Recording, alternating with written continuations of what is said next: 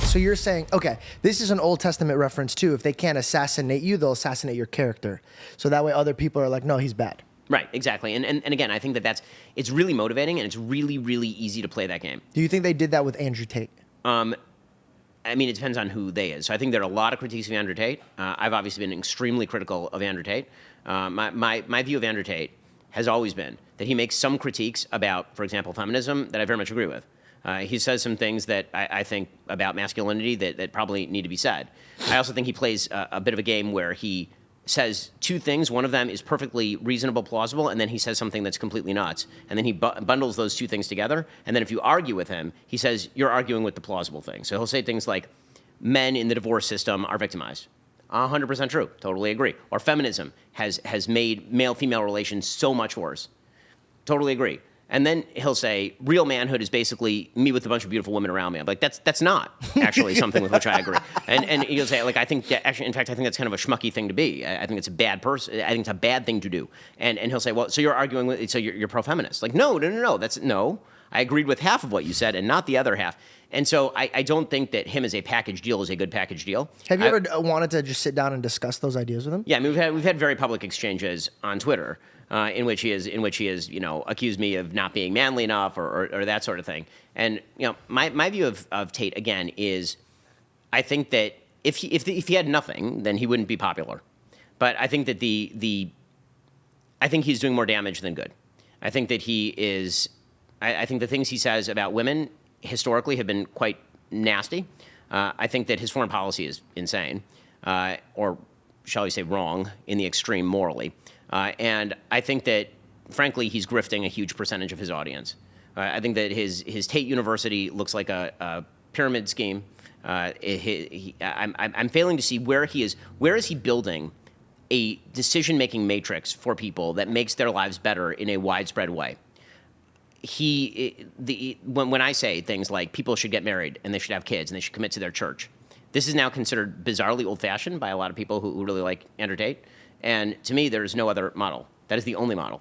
And if you are preaching a model whereby masculinity is hitting things, walking around shirtless, smoking a cigar, buying Lamborghinis that nobody needs or really can afford if you're living a normal, reasonable life, and having multiple beautiful women who may or may not be hired to be there around you, that is a bad model for young men. That is not what men should be aspiring to. What men should be aspiring to is marrying a good woman, having children with that good woman, building a family with that good woman, being part of a community with that good woman and your children, and building the institutions of society that actually make society flourish and function. And I understand that he is reacting to a thing. I think that the thing he's reacting to is bad. I don't think that his reaction to the thing is correct or decent or good. From my perspective of having a conversation with him, I feel like he's a very, very powerful man that's driven in his thoughts, but he's actually very humble enough to take criticism or a different approach of thinking. So I think that if you guys would put down your swords, you guys could probably get away with like having a great conversation where both of you guys take something away from each other. I think what happens is both, like we were talking about, the ego blows, right? You're sitting back being like, I'm not going to sit here and watch you tell men that they have to have 100 girls around them.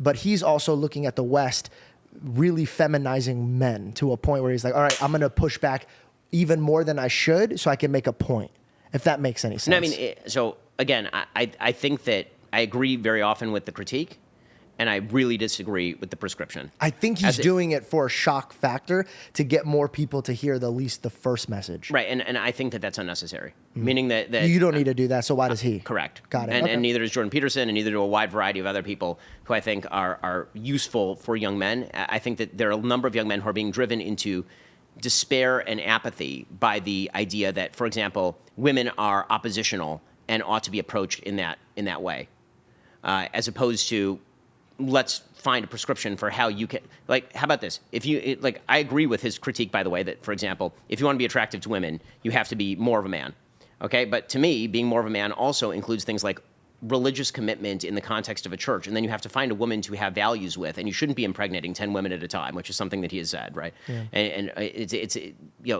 to me, the least masculine thing, or one of the least masculine things you can do is drop your seed everywhere and then not have relationships with your children in the way that I think a good man has relationships with his children.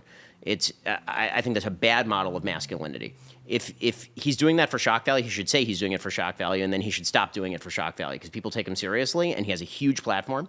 And again, that doesn't mean that all of the critiques of him are right. In fact, I think a huge number of the critiques of him are wrong. If you go back and you look at my evolution on Tate, you'll see I did a video about him maybe 3 years ago in which I was much more laudatory of many of the things he was saying about feminism. And then as he became more and more of this caricature of himself, I became a lot less forgiving of the caricature. So, do I think that it is a positive thing for the world that his version of masculinity is hit things hard, walk around, without a shirt, with a cigar in your mouth, being, egoistic about your attraction to various models? Like I'm sorry, that's not masculine, and it's not good masculinity. It does not make good men. It makes bad men. Now, would I rather that there be men than no men? Sure. Would I rather be good men than just men? Absolutely. Because all men have the same temptations. I mean, this is something that all religion teaches. We all have the same temptations, right? We all want money. We all want women. We all want the same things. But the whole point of religion and religious institutions and morality is to hem that into a context where it is useful. And so you're using it for the natural good. And so anything that sort of explodes those things and treats them as though they are hallmarks of a distant past that ought to be dispensed with, I think that that's teaching men precisely the wrong lesson. Right now, men don't need to have revenge on women. Right now, men need to find a good woman, and then they need to settle down with that good woman. And anything that forwards that is good, and anything that inhibits that is bad. I think it's a very fair opinion. I can see exactly where your viewpoint is, where it lies, and how you feel about him. So I think that was really fair. When talking about debates and, making an impact on the person that you're speaking with, is there a time that you can recall a debate or an interview where you feel like you walked away from it being like, wow, I really feel like they understood where it came from and it made a difference? I mean, I think that happens actually fairly frequently. Very often those conversations sort of happen offline as opposed to in the middle of the conversation. There's sort of the debates where you're talking to somebody who isn't famous. It's more frequent there, where somebody will say, oh, that's a good point, and move on. Once people are famous, then they sort of have a stake in being who they are. Because it's their audience. Exactly. Very, very difficult to say. They're selling themselves to. Like, I know a lot of people are upset that I'm taking this route, but I can't short myself from learning and inviting these guests on and learning. So if my audience chooses to walk away because I want to learn, that's their decision. I can never force them to listen, but I'm not going to short myself by pleasing my audience. I think my audience is proud of me because I stood up for what I believe in and I want to learn and I don't want to stop. But I want to circle back to college because you made it very clear that they are ruining critical thinking. They are getting in the way of people actually having thoughts for themselves, and they're building more of a victim mentality. But now we have like the Andrew Tate University, we have the Jordan Peterson University. Do you see in the far future that we're going to be moving towards professors and people that we actually care to listen to and enroll our appliances to their degrees and what they want us to teach? And do you think the real universities are coming down because now we're starting to realize this is more of a profit machine? Well, I mean, I wouldn't speak on Jordan's behalf. I will distinguish between what Jordan's doing and what Andrew's doing. I think that Jordan's... It's the same thing. I'm just kidding. Jordan's university is an actual attempt, I think, to create a corpus of Imagine sort of he's classical... just shirtless with a cigar. Oh, my gosh. Yeah. That's funny. Yeah, no, eating steak. But it's...